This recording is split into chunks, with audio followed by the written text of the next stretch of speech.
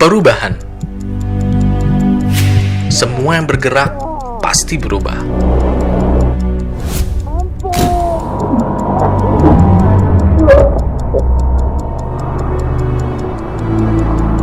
Berubah itu udah jadi hukum alam. Udah jadi tua, baru jadi usang, hidup jadi mati. Kalau perubahan itu instan dan enak, pasti banyak yang mau. Tapi kalau perubahan itu lama dan sakit, apa kita siap menerima itu semua? Pokoknya apapun itu, gak ada yang harus kita takutkan dari yang namanya perubahan. Cukup pikirin satu hal aja. Kita berubah jadi apa? Jadi baik atau jadi buruk?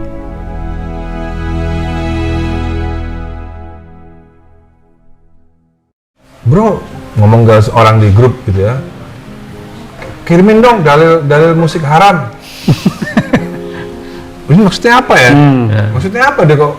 Barusan ngepost terus tiba-tiba ada yang nulis gitu. Ngajak berantem. Ngajak berantem. Aku kan paling seneng berantem. Aku balas juga, bro, tolong juga dong kirimin yang CD-nya. Enggak, CD-nya lagu yang haram waktu itu kayak gimana? CD-nya kirimin juga, pengen tahu yang musik kayak haram yang kayak mana gitu.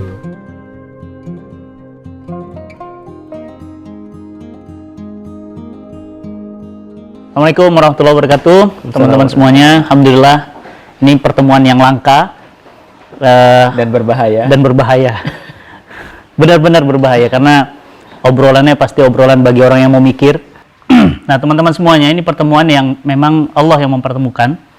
Dan obrolan kali ini banyak obrolan yang berkaitan dengan keyakinan, pemahaman, wawasan, ya. Dan yang kedua bagi orang-orang yang pemikirannya cepet, ya, sempit, dangkal, mendingan gak usah ditonton karena memang bukan levelnya. Jadi tontonan ini hanya bagi orang yang mau mikir, mau sadar, ya. Dan ini langka karena saya bisa mempertemukan dua, ya, pemikir hebat, ya, dan dua intelektual Muslim. Benar-benar intelektual, bukan klaim, ya. Bukan orang yang ngaku-ngaku intelektual, ya. Yang pertama adalah masnya saya nih. Beliau banyak saya belajar dari beliau, bahkan kemarin cukup viral ketika di Instagram saya bilang perpaduan musisi dan intelektual. Nah, ini unik beliau. Beliau tuh punya dua SIM, ya. SIM intelektual dan SIM musisi, dan karya-karyanya antum nggak usah ragu siapa di Indonesia ini yang nggak kenal Dewa, ya. Dewa 19 beliau. Dan yang kedua Ustadz Felix Xiao, sebagaimana antum tahu dari dulu zaman Twitternya bahkan sampai menggoncangkan dunia, ya, dengan hashtag udah putusin aja, yuk berhijab, dan sekarang menjadi trending topik di mana-mana tentang hashtag Felix Xiao dianggap orang nomor 2 paling radikal setelah Habib Rizik. Jadi di tengah-tengah antum ini ada orang nomor 2 paling radikal, dinobatkan. Ya, dinobatkan sebagai orang paling radikal nomor 2, dan saya ada di belakang mereka berdua. Berarti hebatan saya, ya, dibanding mereka, ya. Antum lihat aja, ya. Kalau yang duduk di tengah itu mesti yang paling penting. Nah, itu pasti begitu. Jadi godfather-nya di sini. Ya, teman-teman semuanya, kita hari ini ngobrol-ngobrol, ya, ngobrol-ngobrolnya nggak usah formal-formal. Kita ngobrolin tentang kondisi bangsa, solusi Indonesia mau dibawa kemana, Indonesia seharusnya seperti apa. Kenapa Indonesia muslim terbesar dunia nggak memimpin dunia? Bukankah Islam itu adalah agama sempurna? Nah, tapi mengapa Indonesia justru menjadi negara termiskin, negara terbodoh, SDM-nya paling rendah, mentalnya paling bobrok, Utangnya paling banyak. Nah, utangnya juga paling besar. Nah, ini yang akan kita obrol-obrolin gitu kan. Ustaz Felix, ini ketemu sama Mas Dhani, kira-kira mau nyampein apa? Karena ini kan pertemuan pertama ya seumuran. Jadi saya mau menyampaikan kepada netizen ya bahwa kita sudah tahu sekarang siapa yang lebih radikal, ya. Itu ada Ustadz Fatih Karim, itu memang lebih radikal. Pertama dia duduknya di tengah, yang kedua tadi ini siap-siap nih bakal dibully sama musisi, ya. Siap-siap. Padahal saya gini ya. Tadi sedikit ini menarik soalnya kan. Karena setelah saya pelajari justru musisi itu adalah orang yang paling dekat dengan sains sebenarnya. Tuh kan benar. Karena nggak mungkin memahami dan musik. sains banget. Betul. Kalau nggak ngerti matematik. Oh. Karena musik itu adalah rangkaian matematik sebenarnya kalau kita lihat. Kayak saya matematikanya lemah berarti nggak bisa. Nah ya itu kayaknya agak sulit kan. Mungkin kayak saya bukan nada kita kan ya. Jadi tunanada gitu. Nah jadi makanya ketika dulu Ibnu Al-Haisami itu bukan Ibnu Al-Haisami. Al-Farabi. Ya Al-Farabi dan gurunya Isa Al-Mausuli itu. Terus kemudian mereka adalah ahli-ahli dalam bidang ilmu pasti. Makanya mereka bisa membuat semacam nada-nada. Nada-nada ini mereka sebut dengan konun. Konun ini akhirnya menjadi canon dalam bahasa musik yang sekarang kita tahu. Nah, jadi itu musik itu rumus sebenarnya. Jadi ada contoh misalnya kayak di daerah Edirne, daerah tempat lahirnya Muhammad Al-Fatih. Muhammad Al-Fatih punya anak namanya Sultan Bayezid II. Nah, Sultan Bayezid II ini bangun satu rumah sakit yang paling modern di zamannya, dan yang paling menarik itu adalah rumah sakit khusus untuk ngurusin orang gila. Jadi kalau orang gila dulu diurusin, di Indonesia bisa bunuh orang. Nah, gitu. Jadi dia khususkan untuk orang gila, dan yang menariknya ada perpaduan musik, lalu suara air sama aroma di situ. Makanya kalau di sini, kalau misalnya YouTube ini bisa transfer aroma, di sini aroma mistis sekaligus memberikan sebuah kesembuhan. Jadi artinya begitu ya? Betul, aroma, suara air sama musik, dan musik itu canon-canonnya tuh diukur. Oh, ini memberikan sifat marah, ini memberikan sifat semangat, ini memberikan ketenangan, jadi ada resepnya, dan resepnya tuh musik tuh resep. Nah, kalau zaman sekarang ada orang mengatakan bahwa musik itu haram, ya kita bisa sampaikan ya itu adalah pendapat fikih sih. Tapi kalau kita bisa sampaikan bahwa dulu kaum muslimin itu mencapai satu masa ketika musik itu jadi resep untuk pengobatan secara mental. Karena kita sudah tahu sekarang ada penyakit somatik, ada penyakit psikis.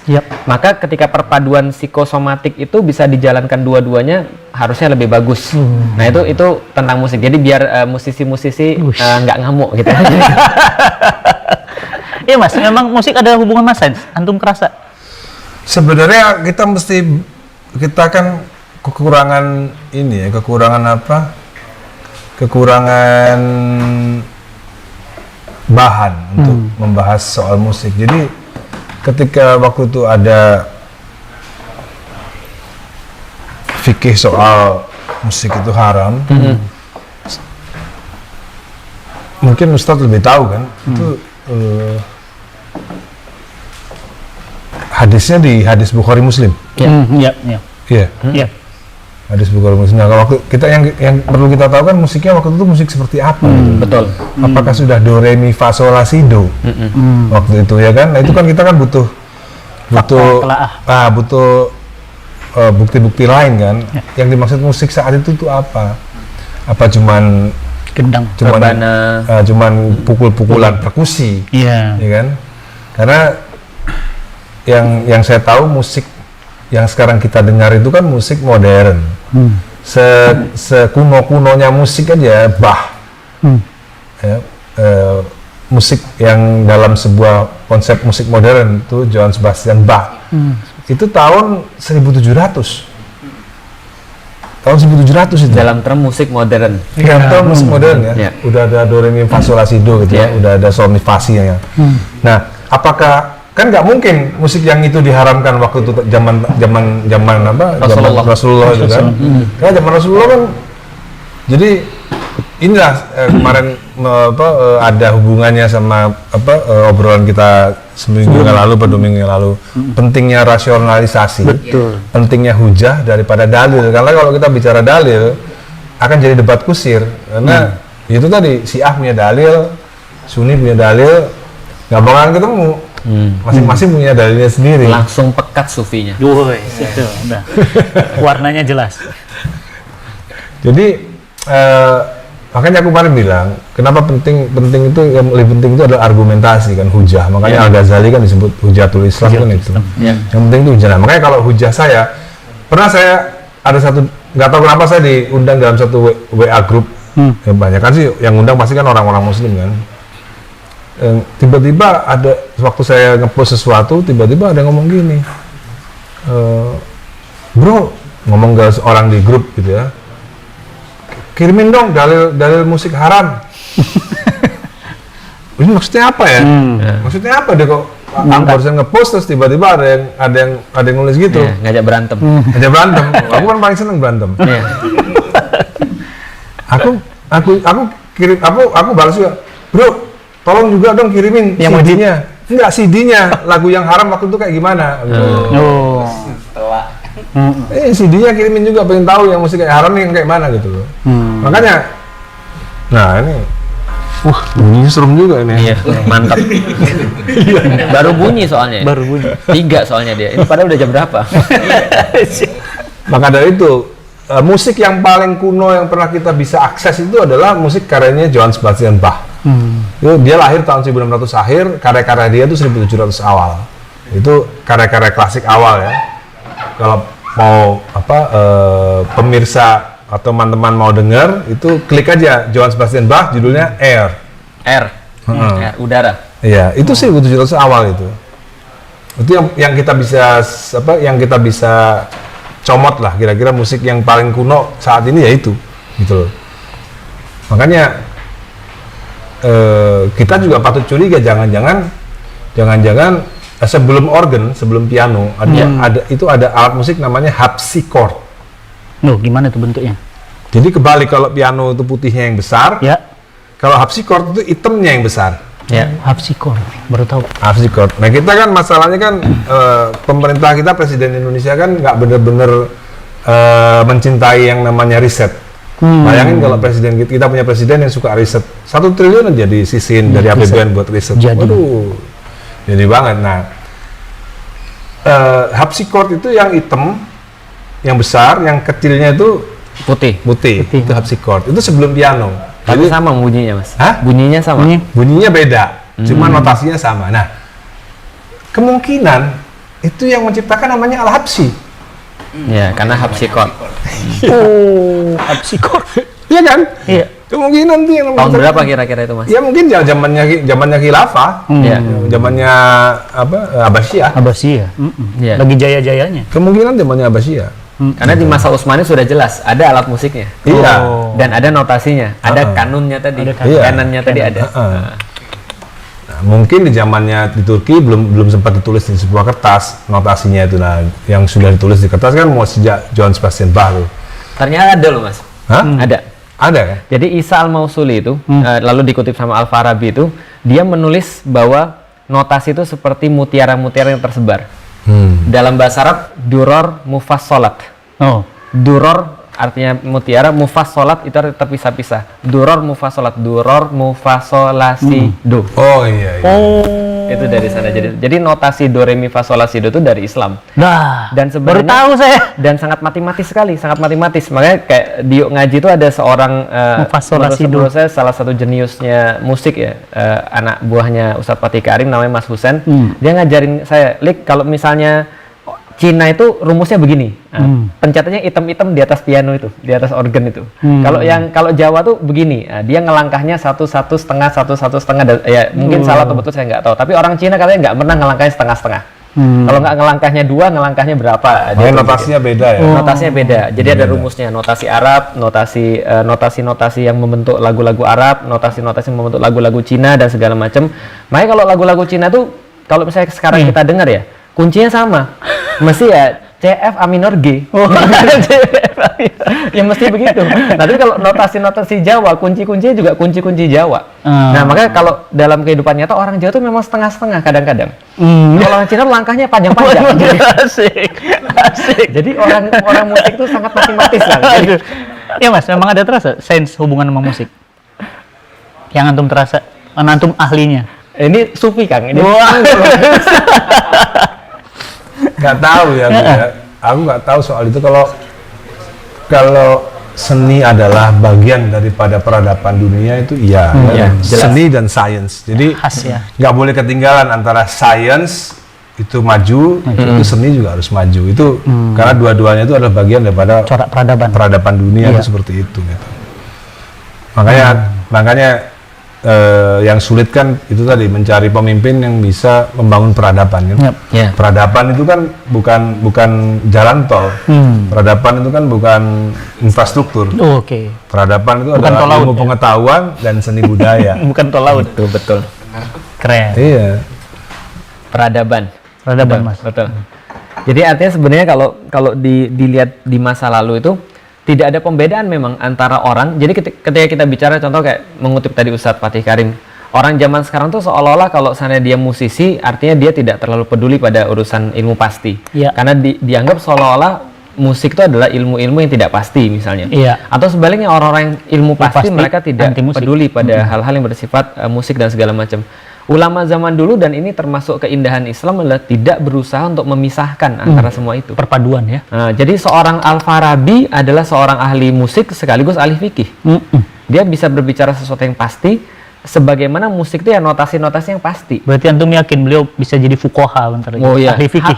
Jadi sebenarnya, nah itulah tingkatannya. Justru tingkatannya Masya Allah. Jadi termasuk ada orang yang mengkritik saya ketika saya menyebutkan kata hikmah. Itu artinya di dalam Islam adalah sesuatu yang melampaui kepastian. Iya. Makanya ketika Allah katakan wa yu'allimuhumul kitaba wal hikmah, itu adalah ketika Allah sudah mengajari dia tentang Alkitab, tentang masalah halal haram, buku lah. Makanya kalau orang dulu bilang textbook ya, by the book, berarti ya sesuai dengan buku, salah benar. Tapi di atas itu ada yang namanya hikmah. Nah, itulah makanya orang tasawuf senantiasa di atas daripada halal dan haram. Iya. Dia mencoba untuk memutuskan sesuatu lebih daripada halal dan haram. Bukan hitam Itu putih. sih sebenarnya kalau di dalam pendidikan itu kan S3 kan, S3 itu PhD kan. Yep. Orang udah dapat gelar PhD Filosof. berarti kan dia filosofi of Filosofi. doctor. Iya, betul. Jadi makanya misalnya salah satu kasus ya misalnya, kenapa presiden itu harus punya ilmu hikmah? Ya. Karena kalau kita kan nggak pernah berpikir bahwa kita memilih pemimpin itu harus orang yang menguasai ilmu hikmah. Ya. Kalau enggak ya jadinya hitam putih jadinya. Misalnya gini, Betul. ada satu menteri dalam satu periode sama 5 tahun ini dia menguntungkan negara 5 triliun. Ya, menteri Untungin, A, ya. untungin ya. Di periode kedua dia merugikan negara 100 miliar. Kalau kita pakai hukum hitam putih tadi itu, Iya. dia merugikan negara harus masuk penjara. Nah, kalau presiden yang punya Hikmah. ilmu hikmah, dia bisa panggil KPK-nya. Bro, gini loh bro, kerugiannya dari mana? Gitu kan? Kalau lu lihat dari sini periode ini iya, tapi lu lihat dong periode yang lalu, dia menguntungkan negara 5 triliun. Artinya dia masih menguntungkan negara 4,9 triliun gitu loh. Nggak Kesalahan sedikit. Iya. Yap. Tapi kalau menurut hukum KPK, ya dia tetap harus kena. Berarti isi tweet antum kemarin tuh hikmahnya? Yang mana tuh? Isi tweet kemarin berarti nggak ada hikmah, nggak ada kebijaksanaan dalam Ya. permusyawaratan keadilan. Tweet kemarin itu kan saya pikir negara ini kan punya hikmah, ternyata enggak. Wah itu kan nggak ada hikmah. Gitu. Enggak. Ini yang akan membawa kita pada sesuatu yang lebih berat lagi nih. Tapi Mas, ini Tapi iya yang bener. antum ngomong itu Mas, saya tambahin dikit Mas. Hmm. Tadi kan antum berharap bahwa pemimpin itu punya hikmah. Iya. Nah, Padahal itu bukan berharap tapi harus kewajiban. Kenapa? Iya. Karena orang yang punya hikmah dalam bahasa Arab adalah hakim. Iya. Hakim dalam arti bahasa Arab bukan bahasa Indonesia, artinya adalah pemimpin. Hukam, hakim. Jadi pemimpin itu adalah orang yang Hakam. memang Iya, hakam tuh. orang yang memang punya Faidah hikmah. hakam tuh. iya. Jadi kalau misalnya dia sudah Tapi punya nggak, hikmah, dia kemarin jadi itu kan pemimpin. pemimpin kan Sidik, Iya. Fatona, Betul. Amanah. Amanah. Nggak disebut loh hikmah. Hikmah. Karena sudah include ke dalamnya. Harusnya Di ya, dalamnya. semuanya. Iya, hikmah. Di dalam Al-Qur'an. Di Sekarang dalam kita kan Al-Qur'an. cari pemimpin kan yang penting sederhana. Nah, Nah, itu dia. yang penting sederhana. Pemikirannya sederhana. Ini pemikiran sederhana. Nilai raport sederhana.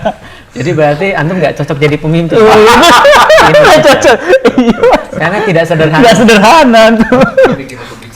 Iya, Republik cinta gitu. Iya, jadi hikmah itu luar biasa ya. Ya, di dalam Al-Qur'an semua nabi itu dikasih hikmah oleh Allah. Wal Terutama mau'izatul hasanah pemimpin-pemimpin. wajadilhum billati hiya ahsan. Itu ada hikmah. Wal mau'izatul hasanah. Oh, enggak masuk di Iya. situ. Ya, Jadi hikmah contoh itu seperti Sulaiman, Yahya, itu Allah katakan Allah beri hikmah. Nabi Muhammad, Allah beri hikmah. Iya loh. Dan itu pencapaian tertinggi. Luqmanul Hakim itu adalah Luqman yang penuh hikmah. Meskipun kalau dalam ceritanya kan juga waktu itu kan Daud kan juga belum punya hikmah yang ketika dia didatengin sama udah ya dia udah datang. Yang ya? sangat terkenal tuh kisah anaknya Mas, yang datang dua orang ibu Iya. ngaku punya anak. Iya. Kalau diselesaikan by the book, nah itu pasti akan sesuatu masalah besar. Tapi kalau diselesaikan dengan cara hikmah, mudah. Ya sudah kalau gitu kita belah dua aja. Iya. Yep. Nah itu kan selesaikan dengan hikmah. Akhirnya kan ada yang nggak mau, akhirnya baru diketahui siapa yang memiliki anak sebenarnya. Nah itu ilmu di atas halal dan haram. Tapi ada lagi loh versi Bible.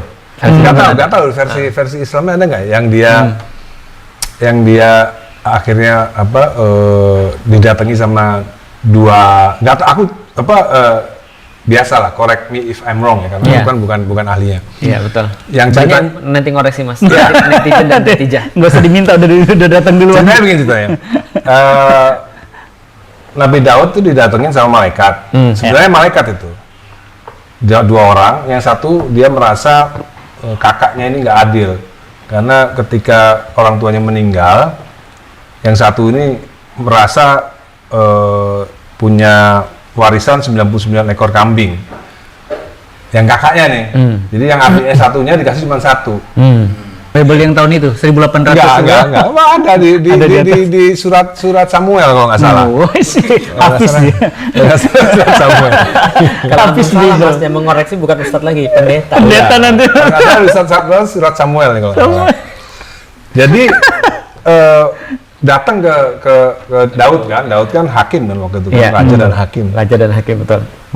Daudnya marah-marah gitu. Kamu gimana sih? Ini kan kamu udah punya 99, masa mau ngambil satu yang dari adikmu cuma dapat satu mau diambil juga. Ternyata berdua nih malaikat. Kamu udah punya istri 99 masih kepingin Bathsheba. Bathsheba ya. Dia bilang gitu ya. Iya. Ya berarti bukan di Al-Quran itu jelas. Nggak di Al-Quran. Kalau Bathsheba di itu Al-Quran udah ceritanya beda. Enggak, yang di Al-Quran yang itu nggak diceritakan. Yang udah diceritakan di Bible. Buat apa ceritain lagi kan double-double kan tambah tebel Al-Qurannya. Bathsheba ya. Dan memang nggak banyak Muslim yang tahu kan bahwa sebenarnya David itu kalau di Kristiani itu nggak dianggap nabi, dianggap hanya seorang raja yang patut dikisahkan saja gitu. Iya. Termasuk Bukan nabi. bukan nabi. Yang dianggap anaknya Solomon. Aku nggak tahu kalau Solomon tuh. Nggak tahu. Jadi Solomon the King. justru Solomon itu anaknya Bathsheba itu. Menurut versi Bible. Solomon itu anaknya Bathsheba. Jadi waktu Bathsheba ini kasus. menarik ini. Bathsheba ini istri daripada seorang Panglima. yang namanya tahu nggak? Saya lupa. Iya, panglimanya. Iya. Kalau anak-anak band nggak mungkin lupa karena namanya jadi nama band. Uriah. Oh. Uriah Heep. Ada band namanya Uriah Heep. Itu band di Indonesia. Luar negeri. Oh, luar negeri. Suaminya Bathsheba. Bathsheba. Itu Dan Bathsheba ini cantik ceritanya. cantik ceritanya. Udah terlanjur hamil sama David. Iya. Udah hamil. Nah, bingung kan dia kan. Akhirnya dia disuruh pulang, suruh menggauli istrinya maksudnya supaya kalau hamil tetap ketahuan kalau itu si Uriah. Ternyata Uriah nggak mau. Akhirnya Uriah disuruh perang, mati akhirnya. Iya. Nah, Tuhan marah. Jadi Tuhan bilang ini nggak bener, anakmu harus mati yang dalam kandungan itu. Nah terus ini di Bible ya, di Bible itu Daud ini Menghamili. bukan karena dia udah berdosa, menghamili Bathsheba dan dia nggak mau anaknya itu meninggal. Daud itu melakukan ritual puasa sehari enggak, sehari ya. Puasa Daud. Iya. Jadi itu asbabul wurudnya Daud. Ada di Bible. Ada di Bible asbabul wurudnya. Dan ternyata akhirnya tetap meninggal anak itu. Anak itu tetap meninggal. Dan akhirnya tetap kawin resmi Bathsheba dan akhirnya lahirlah Solomon. Jadi kan kadang-kadang memang kita nggak bisa iri sama zat yang memang udah dipilih ya. Meskipun melakukan kesalahan ya tetap disayang gitu. Justru kesalahannya itu lahirlah Solomon. Kalau ini versi Bible ya. Iya, Iya, versi Bible. Bible itu. Jadi itu perlu dijelaskan Iya. supaya nanti netizen tidak salah paham. Nah, Kadang-kadang orang tuh tadi suka sensi. iya. Nanti muncul judulnya beda. Beda. Ahmad Dhani melakukan penistaan agama. Wah. Oh enggak dong. Enggak menista dong. Iya. Enggak menista kan kita bicara versi Bible. Iya, betul. Versi Bible. Dan Al-Quran pun kan nggak menceritakan itu. Nggak menceritakan. Iya. Al-Quran nggak menceritakan. Bukan berarti tidak ada cerita Iya. itu.